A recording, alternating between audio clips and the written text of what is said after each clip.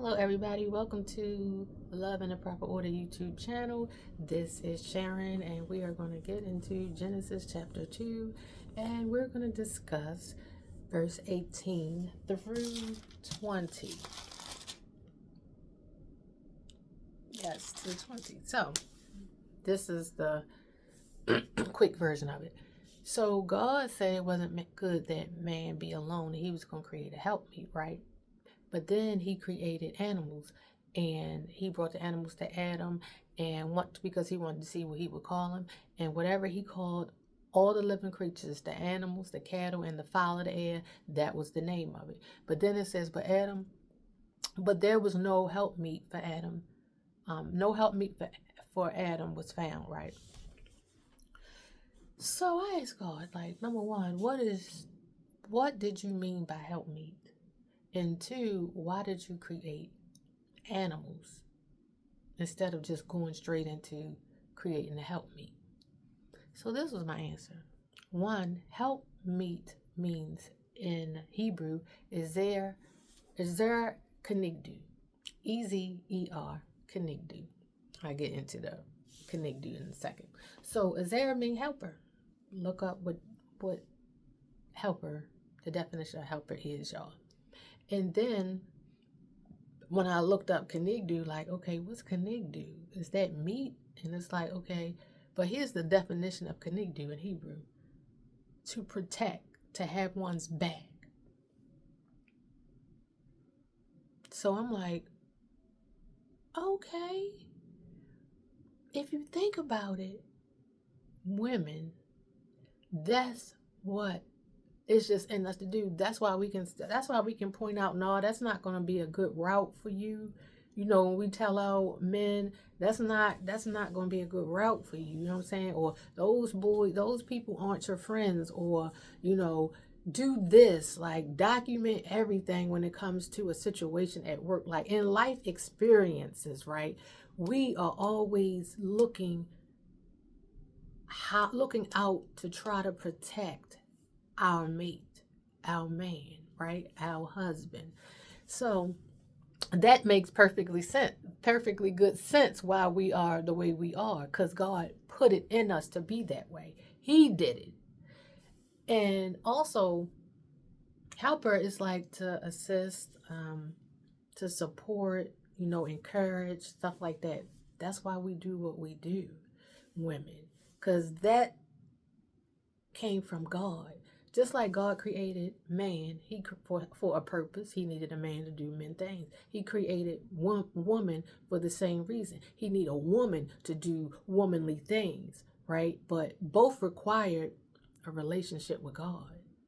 In order to fulfill your position, in order to fill your role as the helpmeet, you gotta have a relationship with God, because you're not gonna be able to know what it is that your husband needs.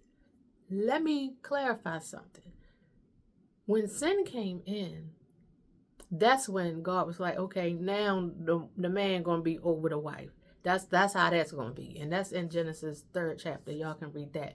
But that's when it happened. But now after Jesus came to fulfill his role for even coming to the world, and that's to save us and to give us the opportunity to be able to talk to God, just like Adam talked to God, to put things back in right standing before all the sin took place. That's the real goal.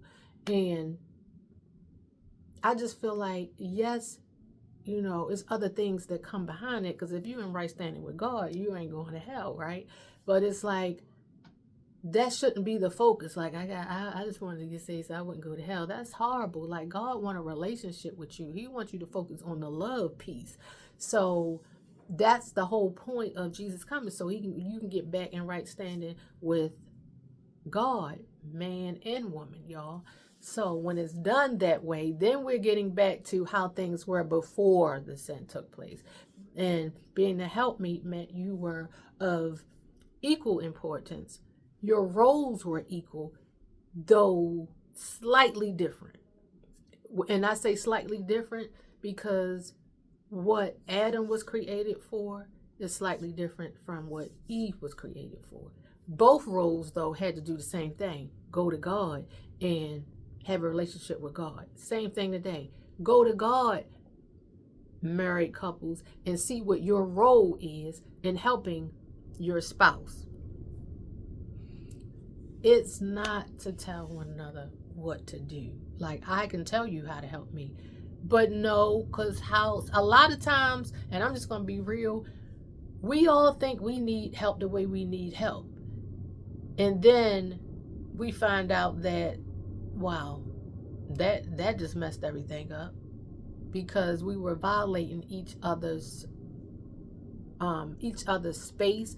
We were infringing on what the other felt, so we didn't care about, the relationships nowadays don't care about the other feelings. It's just what I want, instead of saying, what does God want for me to do for my mate? He has all the answers. He knows. He will communicate with you. So it's not about y'all telling each other. It's about God telling y'all what each other needs, because he knows y'all better than y'all know yourselves. Anyway, the animal piece came into play because God was showing Adam about the different types of relationships. And when the animals were created, he created male and female. So Adam got to observe how many different relationships, because there are so many different beasts of the field, so many fowl of the air, like there's so many different species, and every species operate different. And we're no different. Every human being operate different. We're individuals. It's no cookie cutter template. The only template is go to God, let him teach you about yourself, teach you about relationships, teach you about your partner and what they need, and then execute it, do it. So that's just pretty much it in its simplicity. Do away with the man supposed to do this. Do away with the woman supposed to do this.